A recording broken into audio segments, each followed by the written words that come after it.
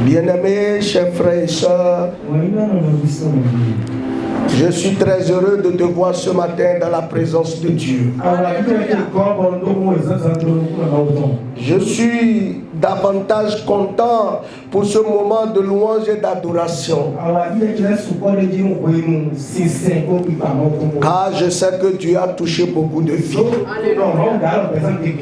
Que toute la gloire lui soit donnée. Frère, Dieu nous aime. Il nous connaît. Chacun particulièrement. Lui sait les choses que tu traverses.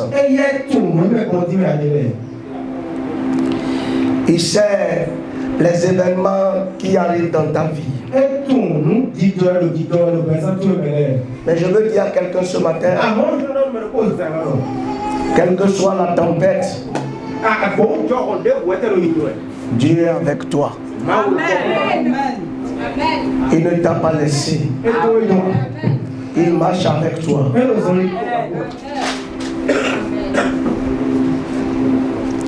Ce matin, nous allons continuer le thème que nous avions entamé le dimanche dernier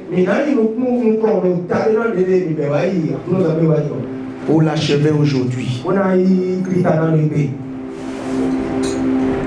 J'ai posé une question le dimanche dernier.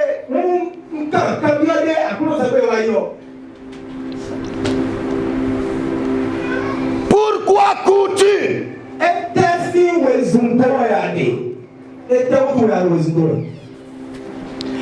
Dans Proverbe 16, le verset 3,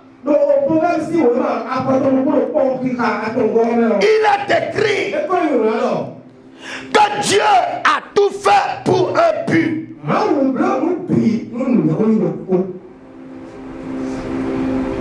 Tout ce que Dieu a fait, c'est pour un but. Frère, ta vie existe et tient pour un but que Dieu seul connaît.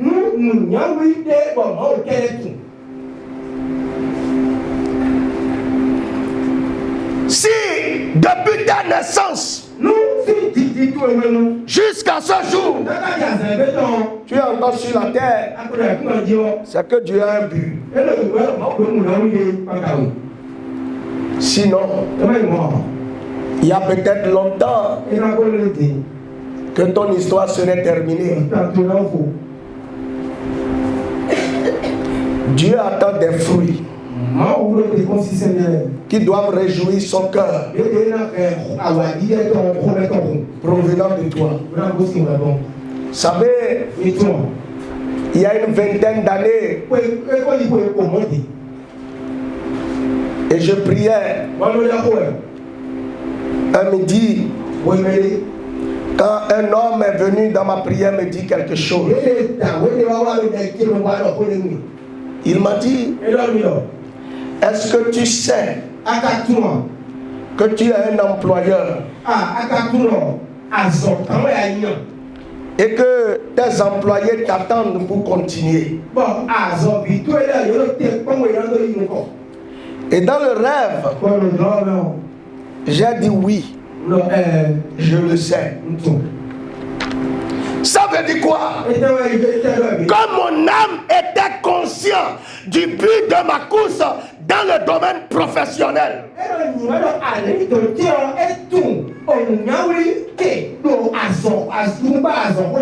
mais physiquement, j'étais très loin de cette réalité.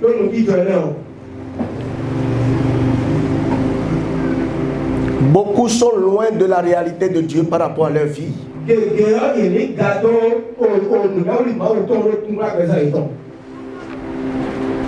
Certains se réjouissent alors que devant Dieu, ils sont encore très loin.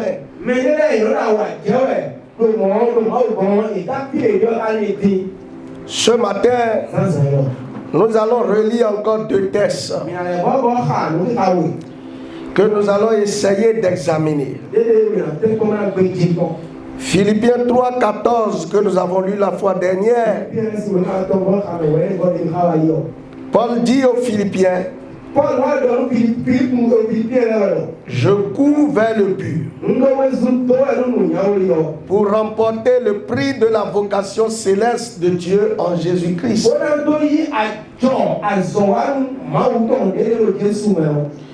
Et le deuxième test se trouve dans Exode 31, de verset 1er au verset 6. Il se lit comme suit. Je lis Parole vivante, c'est ça que j'ai choisi. C'est pas Louis II. Le Seigneur dit encore à Moïse, écoute, j'ai choisi Bezalil,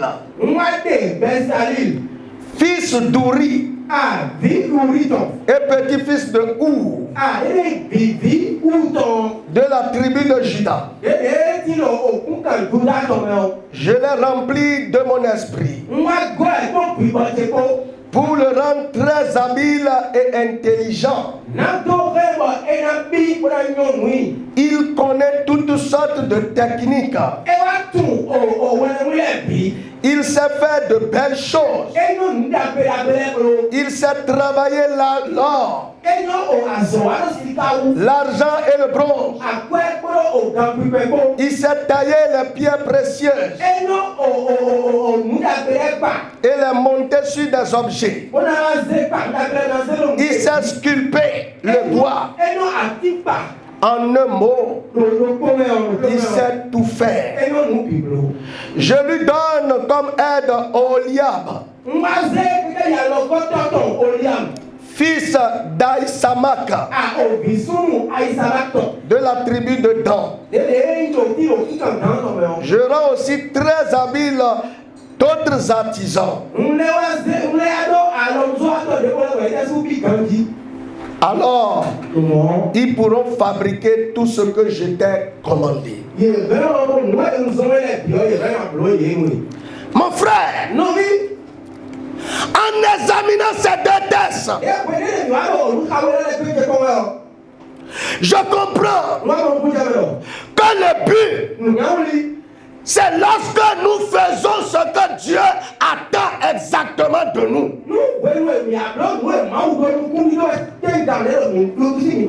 Les efforts de notre vie doivent nous amener à faire ce que Dieu attend de nous.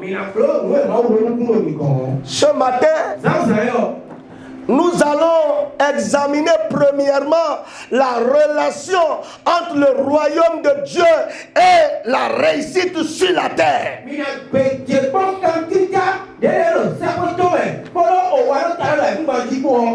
Ensuite, nous verrons les facteurs qui contribueront à l'atteinte du but dans la course.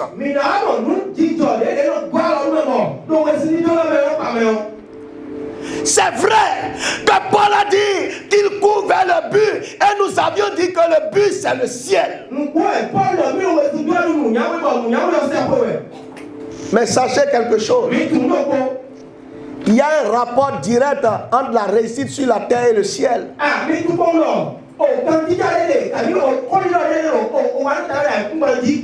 Et c'est parce que les gens comprennent mal cette réalité qu'ils sont sur la terre qui souffrent.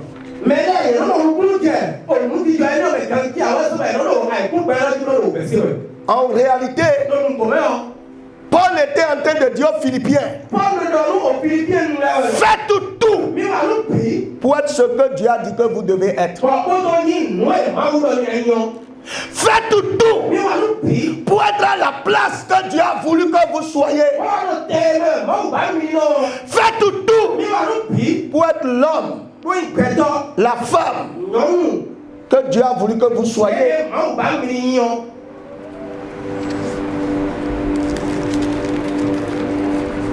Dans Hébreux 6, le verset 1er, l'auteur de ce livre Il dit c'est pourquoi, laissant les éléments de la parole de Dieu, tendons à ce qui est parfait. Tendons, allons vers, travaillons pour, efforçons-nous pour être parfaits dans tout ce que nous faisons. Mes frères, quelle est la relation? Parce qu'on a dit ici la couche doit nous aider à atteindre le but. Et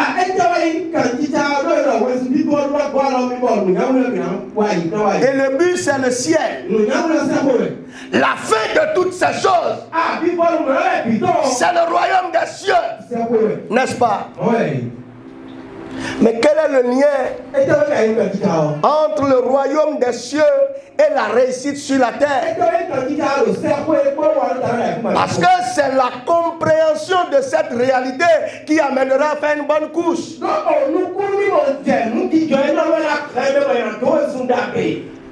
Dans Matthieu 6,33, c'est vrai qu'il a dit: cherchez premièrement le royaume et la justice de Dieu, et toutes ces choses nous seront données par des suites. J'ai compris que beaucoup sont bloqués face à la malcompréhension de ce verset.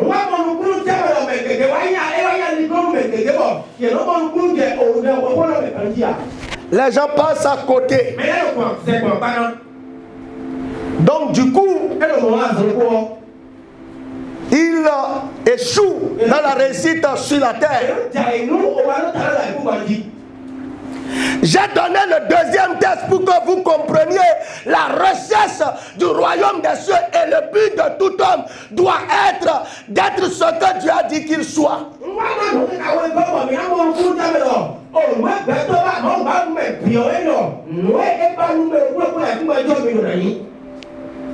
Le but dont Paul parle ici, frère, ce matin, est-ce que dans la vie, tu as ce que Dieu a écrit sur toi?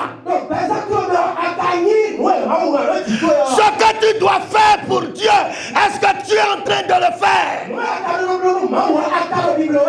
Les réalisations, les exploits au travers duquel Dieu sera glorifié, est-ce que tu es en train de les atteindre?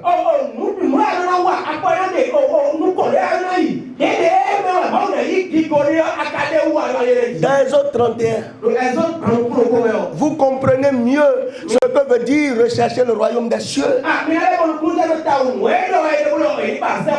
Dans ce passage, Dieu avait demandé quelque chose à Moïse. Dieu a dit: à partir de maintenant, vous allez me construire un tabernacle et vous allez le décorer de telle façon. Vous comprenez mieux ce que veut dire. Vous allez faire des ornements magnifiques.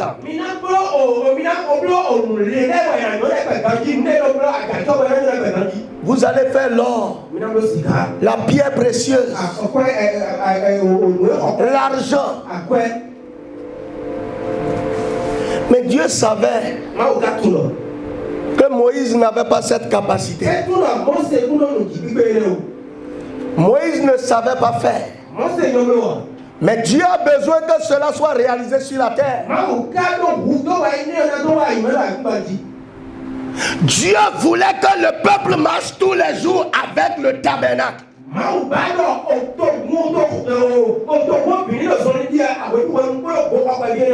Et Dieu dit à Moïse: mon plan c'est ça. Mais pour que mon plan s'accomplisse,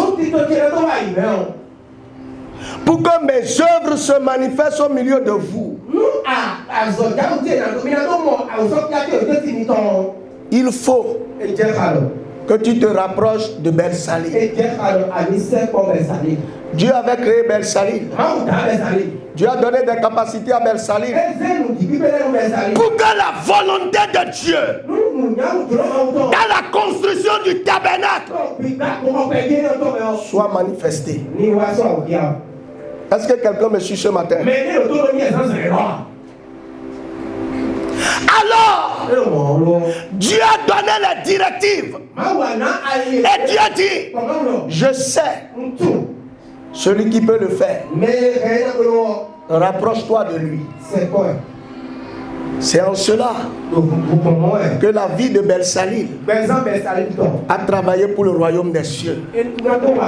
Son habileté, sa capacité, sa connaissance a permis que ce que Dieu a conçu dans son esprit se manifeste de façon visible sur la terre.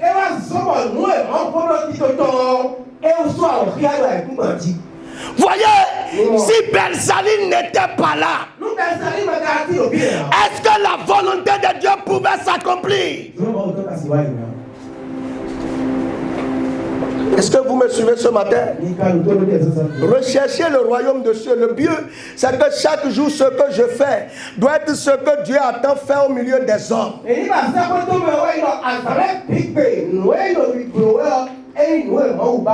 Mes frères, il y a des choses que Dieu ne peut pas descendre sur la terre et les accomplir. Il a besoin des hommes. Il a besoin des femmes pour accomplir ces choses au milieu des hommes, pour qu'ils voient la gloire de Dieu.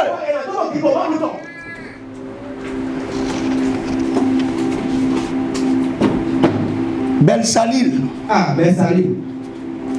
C'est un artisan. Belsalil n'était pas un fonctionnaire.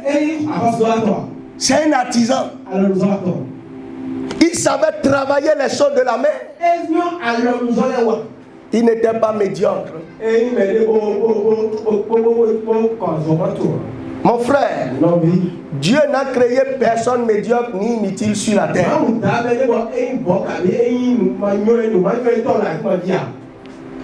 Non. Dieu n'a jamais voulu qu'un homme soit inutile sur la terre. Tu es aussi un Belsalil. Et Dieu attend de l'ouvrage de tes mains un résultat qui doit l'honorer, qui doit contribuer à la réalisation de son projet.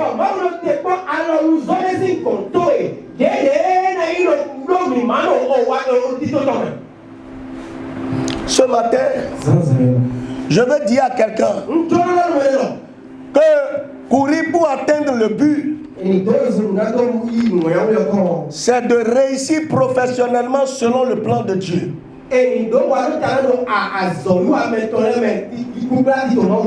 Courir pour atteindre le but, c'est de bien faire son travail. Courir pour atteindre le but,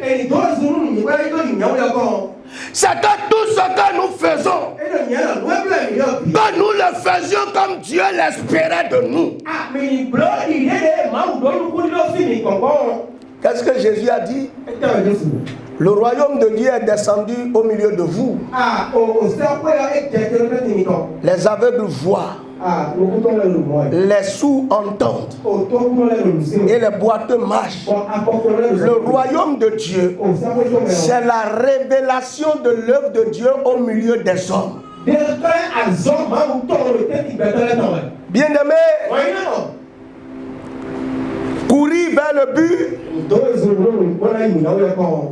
c'est que tout ce que vous faites chaque jour soit ce que Dieu aurait souhaité faire s'il avait un corps physique.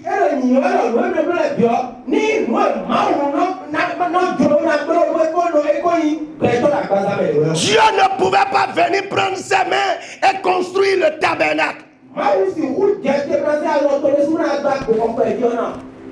Mais il a déjà rendu quelqu'un capable. Et cette personne, il a l'intelligence pour faire les choses comme Dieu les attend.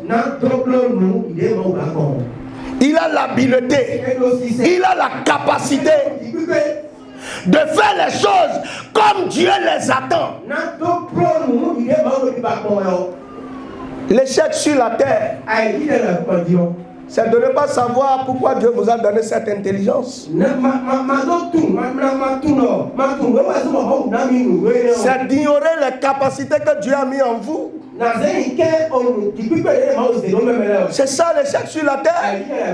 Qui connaissait Belsalil depuis la sortie d'Égypte jusqu'au lieu où ils étaient? Qui connaissait Belsalil? Mais Dieu l'avait mis au milieu d'eux pour un but. Est-ce que tu sais pourquoi tu es ici ce matin? Est-ce que tu sais pourquoi Dieu t'a donné les années que tu as? Est-ce que tu sais ce pourquoi tu as certaines capacités, certaines facultés que d'autres n'ont pas? Est-ce que tu les utilises au service de Dieu? Est-ce que Dieu se retrouve tous les jours au travers de tes actes?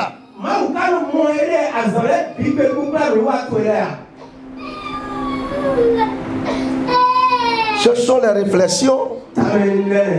Je vais vous dire quelque chose. Si vous voulez réussir dans la vie, nous devons savoir clairement les choses pour lesquelles Dieu nous a donné la capacité d'accomplir.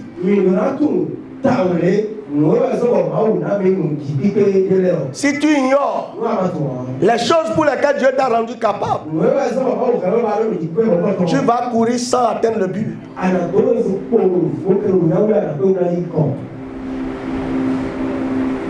La vie n'est pas une question de comparaison.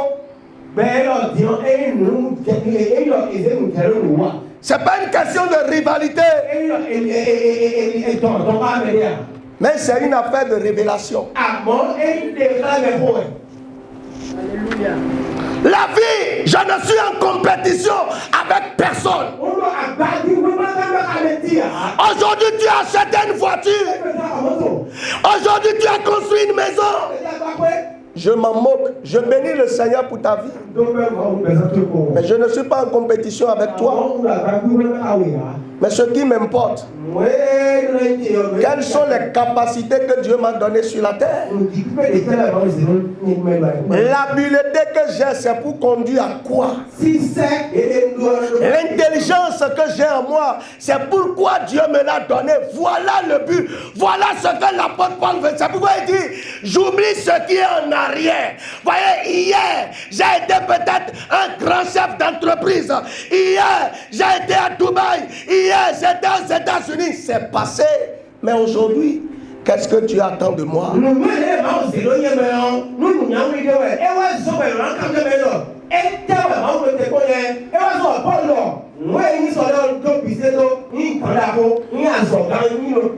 Tu vois que quand tu parles, les gens ont du plaisir à t'écouter. Tu vois qu'il y a certaines choses, quand tu les fais, tout le monde les apprécie. Mais est-ce qu'un jour, tu t'es préoccupé de qu'est-ce que Dieu tu attends au travers de ses capacités? C'est ce sur quoi Paul voulait attirer notre attention.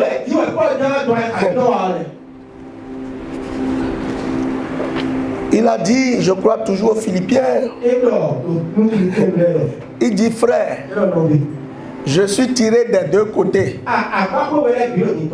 Je suis pressé de rejoindre l'autre côté, c'est-à-dire de mourir pour aller au ciel. Et je suis aussi attiré par l'œuvre de Dieu sur la terre. Mais il dit, je comprends que l'heure d'aller là-bas n'a pas encore sonné.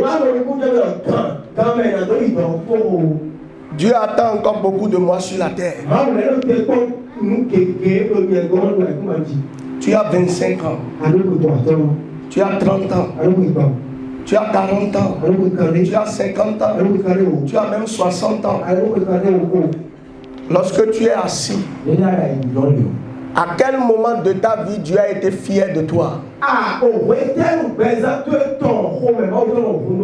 Quand Dieu a vu tes œuvres, Dieu a dit ouais, c'est ce que j'attendais. Ah, je suis content de mon fils. La Bible déclare que lorsque Noé descendit de l'arche, il bâtit un autel et il offrit un sacrifice. Et Dieu sentit le dévolu dit, ah, puis quelque chose de bien sorti encore de la terre. C'est pour ça que je prends la décision de ne plus tuer mon frère. Depuis que tu vis, lequel de tes actes a été exactement ce que Dieu attendait que tu fasses? Il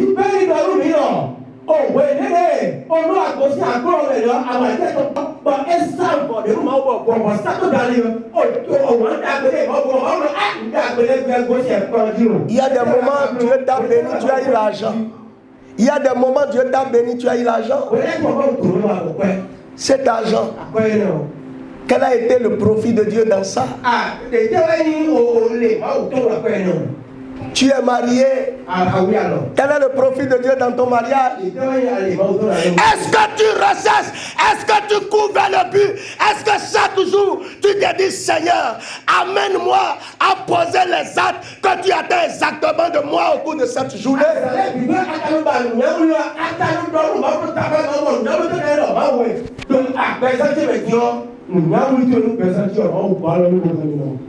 Frère,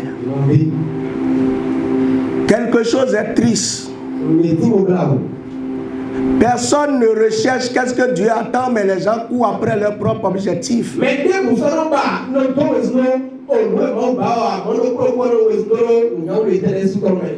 Tu as une petite moto. Et pour toi, la terre est à toi déjà. Alors que Dieu attendait que tu payes un avion avant de quitter la terre. Mais te voilà. Déjà avec la moto, c'est difficile même que tu pries. Avec la moto, tu es devenu orgueilleux, gonflé. Avec la moto, tu es arrogant. Avec la moto, tu ne regardes plus personne. Moto seulement, c'est ce qu'il est devenu. Mon frère, est-ce que tu cours vers le but? Est-ce que quelqu'un comprend ce matin le but ou pas? Tu comprends ce que ça veut dire, je cours vers le but? Si tu comprends, lève le doigt, je veux voir. Mais si tu ne comprends pas, il ne faut pas. Est-ce que tu comprends ce que ça veut dire, je cours vers le but? Je cours vers le but veut dire, je fais ce que Dieu attend que je fasse. L'existence de Belsali sur la terre, c'est pour construire le tabernacle, c'est tout.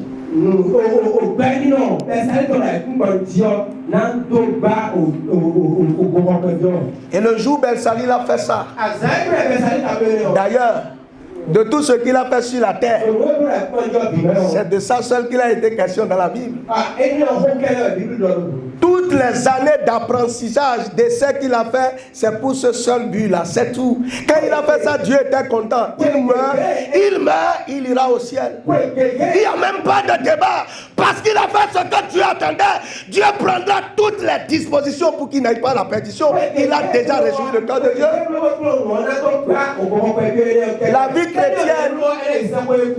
La vie chrétienne, ce n'est pas de faire beaucoup de miracles que les gens te connaissent, non. Mais est-ce que les personnes pour lesquelles Dieu t'a appelé, est-ce que tu es déjà en contact avec eux? Est-ce que tu es en train de faire ce que Dieu attend de toi? C'est ça qui t'aide, chercher le royaume des cieux sur la terre.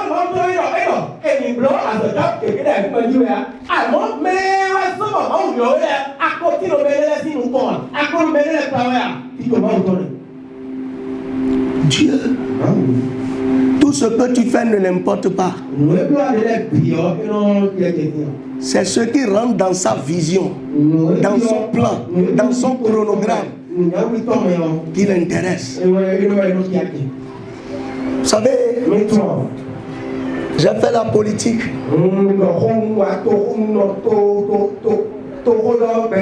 Et à un moment, J'étais devant des foules. Je les haranguais. Je parlais aux gens. Même quand ils n'étaient pas convaincus, après mon passage, les gens étaient décidés à suivre mon idéologie. Un jour, pendant que je faisais tout ça, une voix est venue murmurer à mes oreilles. Jusqu'à quand tu vas continuer de défendre les hommes?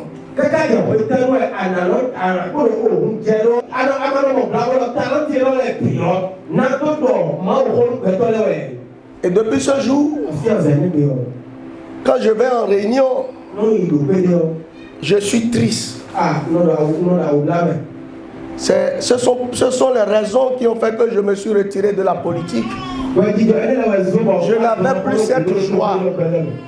J'ai vu des gens à qui j'ai enseigné des doctrines jusqu'à aujourd'hui qui tiennent à cela. Mais quand je vois, quand les gens me parlent aujourd'hui, j'ai dit, je n'ai plus cet amour, je n'ai plus cet engouement. Ma joie n'est plus là. Le Seigneur ne me voulait pas sur ce terrain. J'étais en apprentissage pour un jour parler devant un peuple, une multitude. C'est pourquoi même quand je te vois, je ne suis pas encore content parce que je sais le nombre de personnes à qui je dois prêcher. C'est ça, chercher le royaume des cieux. Chercher le royaume des cieux, c'est aller dans le sens, c'est accomplir les actes, c'est faire les choses que Dieu attend que je fasse sur la terre, mon frère.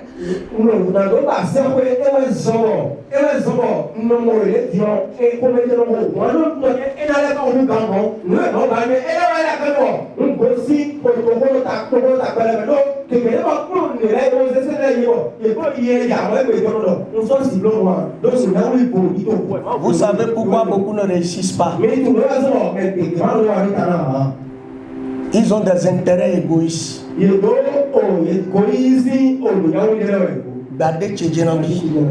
C'est-à-dire, personne ne dit, mais Dieu, en quoi tu vas être glorifié dans ce que je vais faire? Qu'est-ce que tu attends de ma vie? Écoutez-moi, tu as été à l'école. Tu as eu le bac. Tu as eu un diplôme universitaire. Pourquoi tout le monde n'a pas été à ce niveau?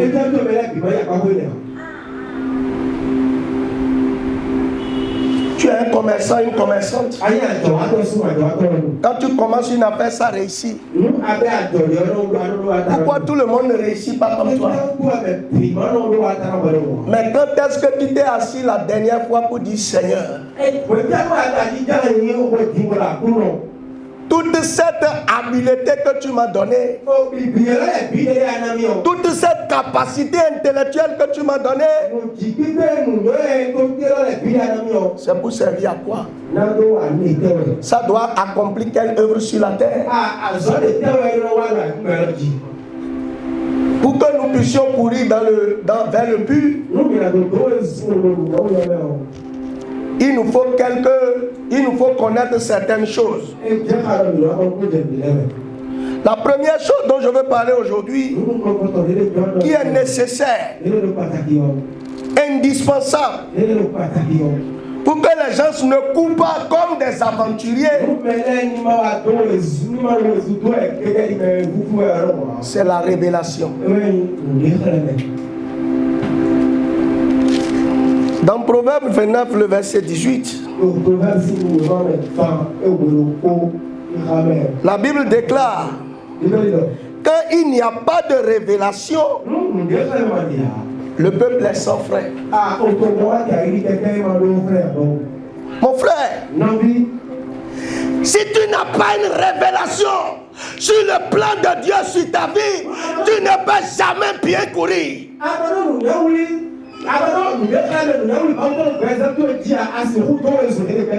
Voyez beaucoup, je vois les gens s'y courent. Un jour dans mon rêve, j'ai vu des gens qui avaient seulement une voiture et Dieu, ils étaient déjà contents. Dieu m'a dit, mais franchement, regarde ce que j'ai prévu pour eux. Regarde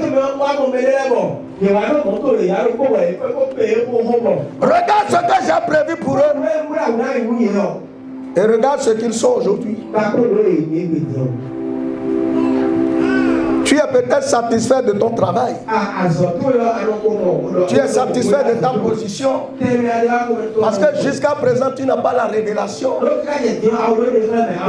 Tu ne sais même pas qu'est-ce que Dieu a prévu pour toi. Tes yeux n'ont jamais été ouverts sur la qualité de la personne que tu es. Mes frères, sans révélation, on est fier de certaines choses et on croit que bon, la vie est déjà rose. Un jour, pendant que j'étais comme toi, un chrétien simple, j'ai été à la prière quelque part. Et on a dit, on veut prier pour l'évolution de tout le monde. Et on a dit, les gens n'ont qu'à se lever pour qu'on prie pour eux. Et quand j'ai réfléchi, voyez, je n'avais pas encore la révélation sur ce que je vous ai dit. J'étais dans une entreprise et j'étais à une position. Après le propriétaire de l'entreprise, je suis le deuxième responsable. Et ce que je gagnais n'était pas petit. Franchement, très peu de cadres béninois pouvaient gagner ce que je gagnais. Donc moi, je ne me suis pas levé puisque j'ai dit, mais c'est absurde. Si on prie pour moi, est-ce que je vais prendre la place du propriétaire? Non, il n'y a pas de raison. Alors, moi je n'étais pas levé. Et ceux qui me connaissent sont venus dire, mais il faut te lever pour qu'on prie pour toi. Et j'ai dit dans mon cœur, je vais évoluer pour atteindre où? Manque de révélation. Vous voyez, ce matin, je parle parce que Dieu m'a révélé l'état de l'église. Et si je dois vous dire la vérité, personne, je répète encore, personne n'est encore même sur le chemin de ce que Dieu a écrit. Ils sont très loin. Quel que soit ce que tu as ce matin, en tout cas ce que j'ai vu, vous êtes encore très loin. Très loin. Vous avez besoin que Dieu ouvre vos yeux spirituels sur ce qui est votre personnalité aux yeux de Dieu et sur ce que vous êtes dans la vie physique afin de vous lever.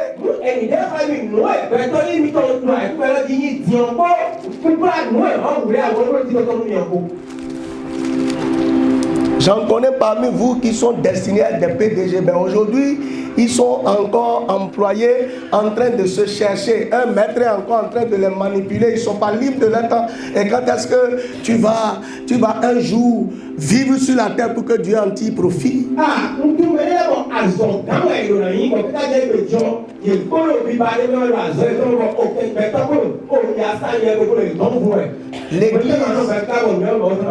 L'église et les chrétiens n'ont plus la révélation. Mais ce qui fait mal, les années passent et tous, nous allons vers la vieillesse. Dans 10 ans, dans 15 ans, quel sera ton état? Je disais à quelques frères hier, je me suis posé une question cette semaine. Comme Paul le dit, mon œil n'est pas encore sonné pour que j'aille de l'autre côté. J'ai encore beaucoup à faire ici pour le moment. Mais j'ai dit, on ne sait jamais. Si Dieu sifflait là, oui, j'irai au ciel. Mais ma femme et mes enfants, est-ce que je vais les laisser? J'ai réfléchi dans ma tête. Mon frère, ça m'a pris beaucoup de temps. Et j'ai compris que, effectivement, je suis encore très loin de la réalité. Un homme est mort. Voyez, la première chose que les enfants ont vu, c'est au moins 12 millions qu'il leur a laissé d'abord cash. 12 millions cash.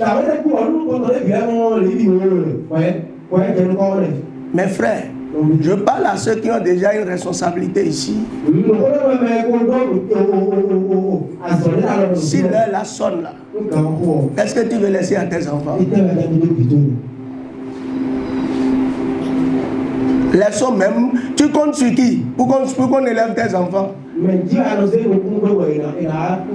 Qui peut venir s'occuper de ta famille comme toi-même? Je connais les besoins de mes enfants.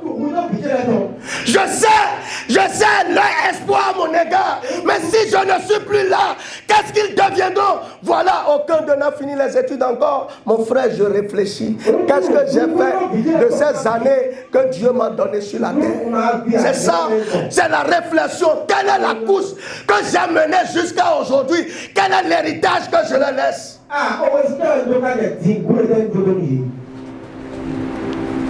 Oui, je roule les voitures aujourd'hui, je m'en vais, je viens, je bois les verres, c'est bon. Mais est-ce que je fais déjà ce que Dieu a voulu que je fasse? Mes œuvres sont-ils en train de révéler, combler les attentes de Dieu?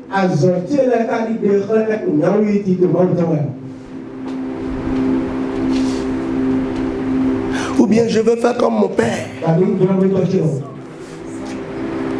Il a vécu 70 ans, mais il n'a laissé qu'un vélo.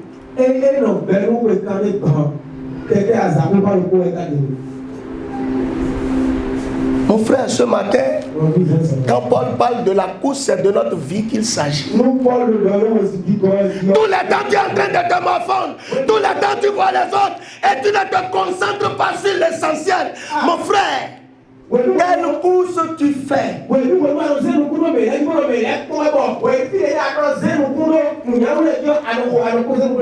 Première chose que je vous demande, accrochez-vous au Seigneur pour qu'il vous révèle ce qu'il a écrit sur vous. Ce que vous êtes sur la terre, vous avez besoin de le savoir afin de vous réveiller de votre sommeil.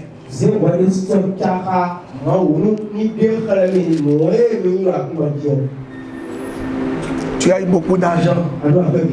Tu n'en as rien fait.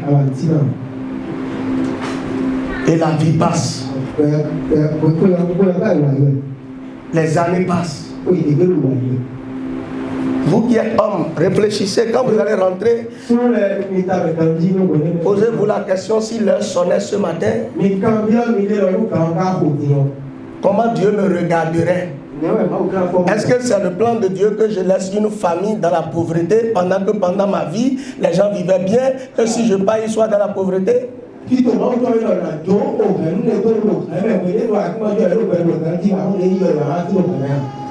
Que si je ne suis pas là, les enfants ne peuvent plus aller à l'école où ils allaient. Est-ce que c'est ça la volonté de Dieu?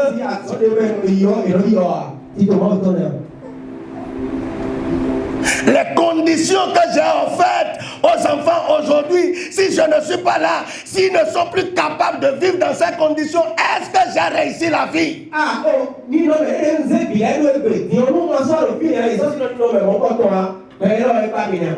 Voici pourquoi on a besoin de la révélation. On va lire le cas de quelqu'un. On va lire dans Juge 6. Du verset 11 au verset 16. Quand on n'a pas la révélation, voici comment on court. Beaucoup courent comme cet homme dont je veux vous parler. Ils n'ont pas de révélation sur leur vie. Ils ne savent pas ce que Dieu a écrit sur eux. Juge 6, 11 à 16. Juge 6, 11 à 16. Puis vint l'ange de l'Éternel. Puis vint l'ange de l'Éternel.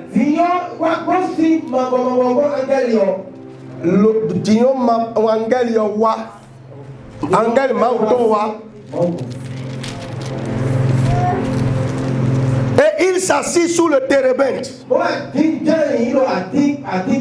d'Ophra, qui appartenait à Joas de la famille d'Abiézer. Gédéon, son fils, battait du froment au pressoir pour le mettre à l'abri de mendiants. L'ange de l'Éternel lui apparut et lui dit: l'Éternel est avec toi, vaillant héros. Gédéon lui dit: ah, mon Seigneur, si l'Éternel est avec nous, pourquoi toutes ces choses nous sont-elles arrivées? Et où sont tous les prodiges que nos pères nous ont racontés, nous racontent? Quand ils disent, l'Éternel ne nous a-t-il pas fait monter hors d'Égypte? Maintenant l'Éternel nous abandonne et il nous livre entre les mains de mendiants. L'Éternel se tourna vers lui et dit, va avec cette force que tu as et délivre Israël de la main de mendiants. N'est-ce pas moi qui t'envoie?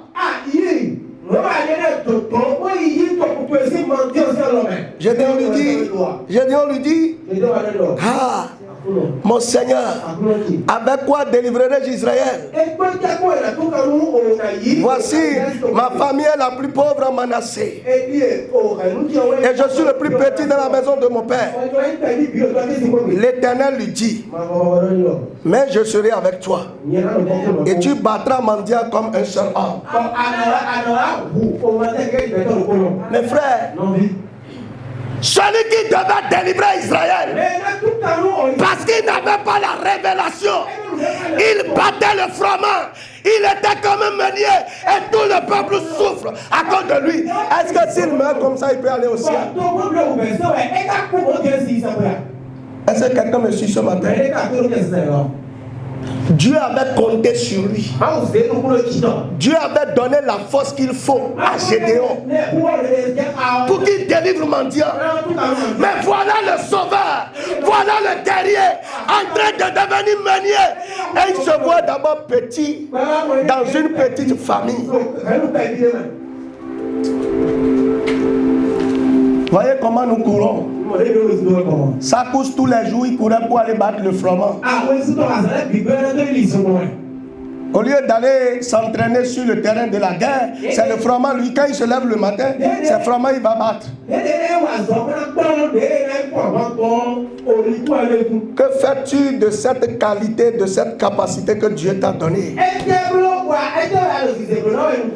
Est-ce que tu es en train de battre le froment ou bien tu es en train de prendre cette capacité et d'aller sur le terrain de la conquête pour libérer tout un peuple? Il y a des générations, il y a des hommes, il y a des femmes sur la terre qui attendent que ton étoile brille afin qu'eux-mêmes ils soient quelqu'un sur la terre. Mais te voilà en train de battre le froment.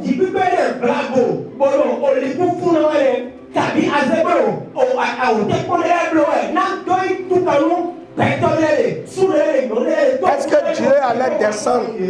Est-ce que Dieu allait descendre pour prendre maintenant la forme humaine et commencer à combattre les gens? Il a besoin de conquérants sur la terre.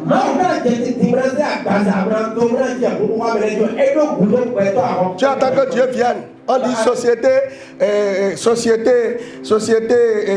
la puissance de Dieu. Et chaque matin, vous ne voyez personne. Il dit, venez travailler. Est-ce que tu peux aller travailler dans cette société? Tu as besoin des hommes. Tu as besoin des femmes. Mais te voilà. L'ignorance fait que tu es en train de battre le froment. Il faut dire à celui qui est à côté de toi, quand est-ce que tu vas cesser de battre le froment? Il faut lui dire ça.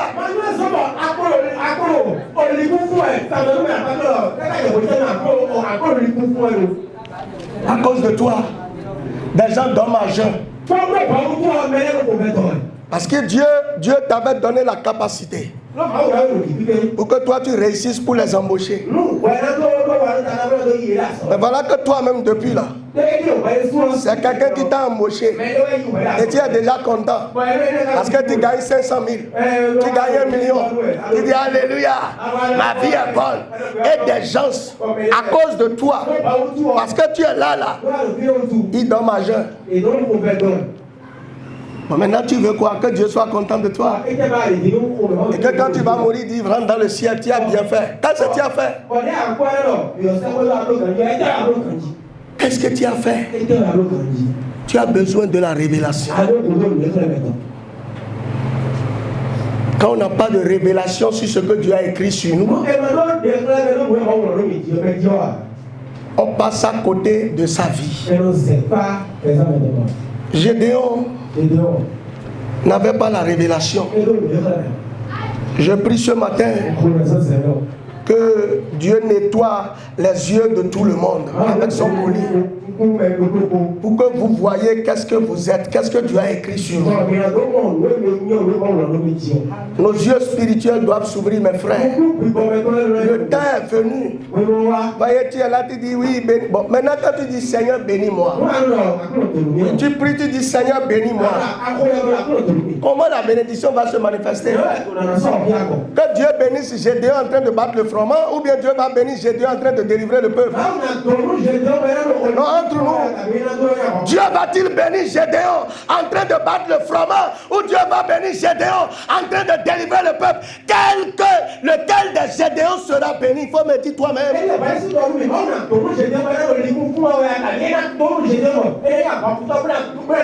Seigneur, ta grâce. Seigneur, ta grâce. La grâce viendra où? Sous le térébinthe ou sur le terrain de combat?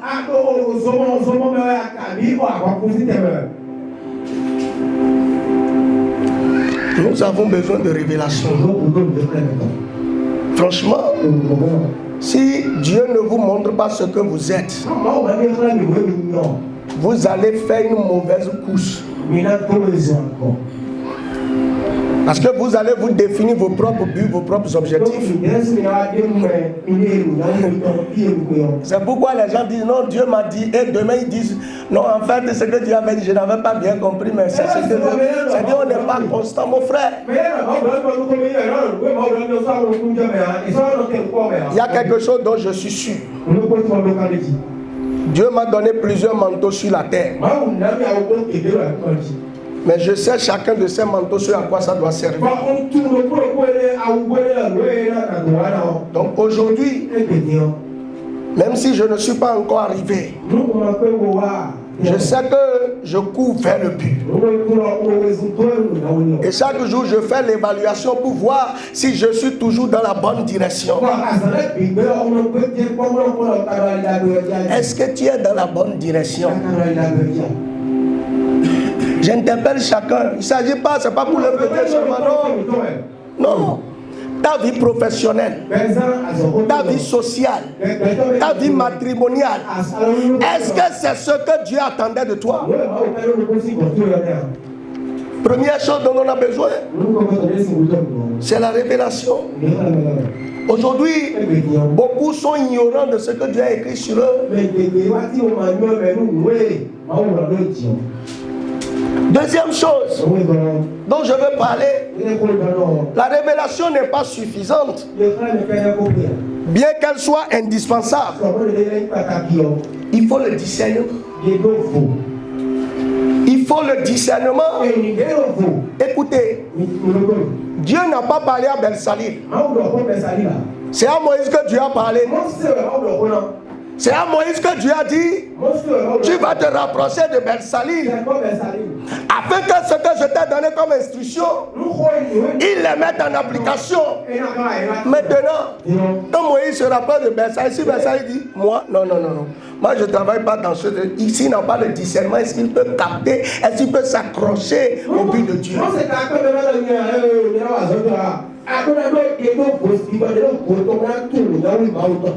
Le discernement. Voyez, quand on dit les dons de l'esprit, les gens pensent que non, c'est rababasso. Non, ça, franchement, ça c'est le premier niveau. Ça, c'est franchement, c'est rababa.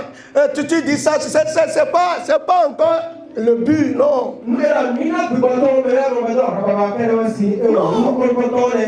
Le discernement, c'est un dispositif que Dieu met en toi et tu reconnais rapidement les choses. Voyez, quand Moïse s'est rapproché de Belsalil, Belsalil a dit oui, ça là, c'est mon heure. C'est ce pourquoi je suis sur la terre. Voyez, il y a beaucoup parmi vous. Vous avez raté des occasions parce que vous n'avez pas le discernement.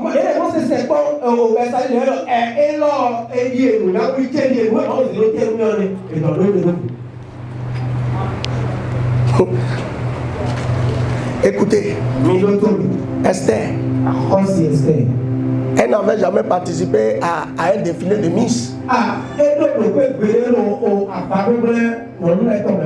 l'avait fait une fois. Mais le jour son oncle lui a dit, tu vas participer. Si Esther n'avait pas le discernement, elle ratait le poste de reine à vie, donc sa vie serait quoi? Inutile. Combien de vous avez manqué de discernement et aujourd'hui vous êtes en train d'errer au moment où Dieu a déjà envoyé votre Moïse?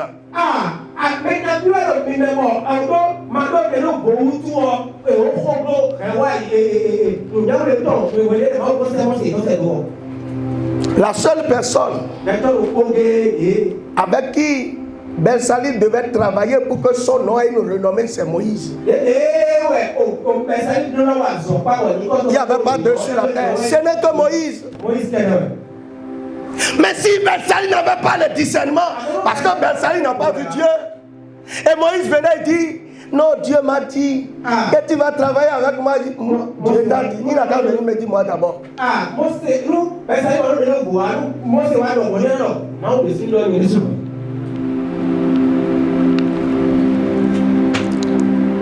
Ce qui devait permettre à Belsalil d'atteindre le but, c'est de travailler avec Moïse.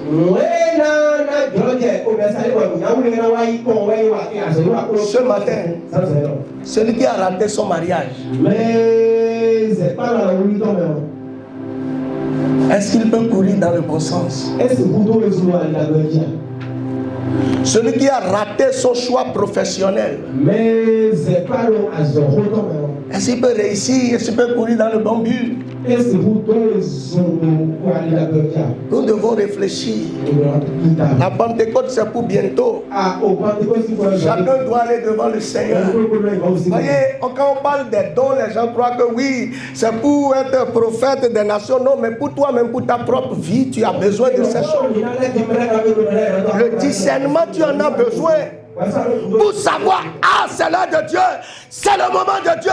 Écoutez, Salomon a reconnu l'heure de Dieu. Il a eu le discernement. Quand le moment d'offrir l'holocauste est arrivé, il a dit, cette fois-ci, je ne vais pas rater ma bénédiction. Je vais offrir 1000 holocaustes. Moi, c'est ce que je veux faire. Et c'était son heure pour devenir riche. C'était son heure pour être le roi le plus prospère sur la terre. C'était son heure pour devenir le roi le plus sage. Il a eu le discernement de ce moment. Et il a dit, je vais profiter rapidement. Il a profité. Salomon,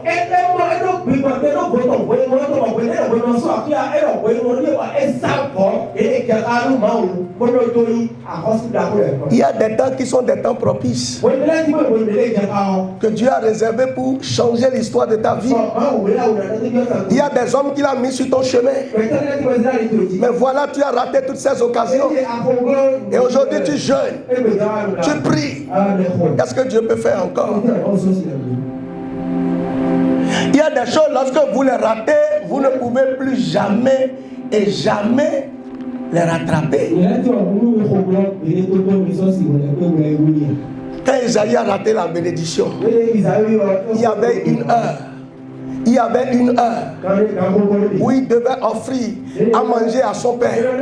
Quand cette heure a été ratée, il a pleuré, il a sauté. Et le papa a dit, je n'ai plus rien. Je prie pour quelqu'un ce matin. À cause du sacrifice de Jésus, même si tu as raté l'occasion de ta vie, que Dieu te fasse une restauration. Bien-aimé, on pleure aujourd'hui à l'église. On est en train de sauter. J'ai entendu l'histoire d'une femme. Elle devait voyager. Son oncle était prêt pour le faire voyager. Mais pendant que les parents couraient, elle a choisi d'aller tomber enceinte à quelqu'un qui, après un accouchement, le battait tout le temps. Et puis le mariage a éclaté. Elle a raté le voyage et elle a raté le mariage. Aujourd'hui, elle pleure. Elle dit, est-ce que Dieu me fait peut encore me faire rattrapage? Elle pleure, mais jusqu'à présent, rien ne pointe à l'horizon. Je prie pour toi, tu ne vas pas rater l'heure de ton élévation, l'heure de ta visitation. Dieu te fera grâce. Mes frères, il faut avoir le discernement. Jésus dit, oh Jérusalem, Combien de fois tu n'as pas connu l'heure de ta visitation? J'ai voulu te rassembler comme un poulet sous mes ailes, mais tu as été toujours distrait. Cherchez d'être distrait spirituellement. Ayez l'esprit de discernement. Vous avez besoin du discernement. Sans discernement, vous ne pouvez pas cerner votre Moïse. Dieu a envoyé le Moïse. Pour certains, Dieu enverra le Moïse. Mais si tu n'as pas le discernement, Moïse viendra. Tu vas le minimiser. Mon temps est parti. Que Dieu vous bénisse. Si Dieu prête grâce, nous allons peut-être continuer prochainement. Courez dans le bon sens. Que l'Esprit Saint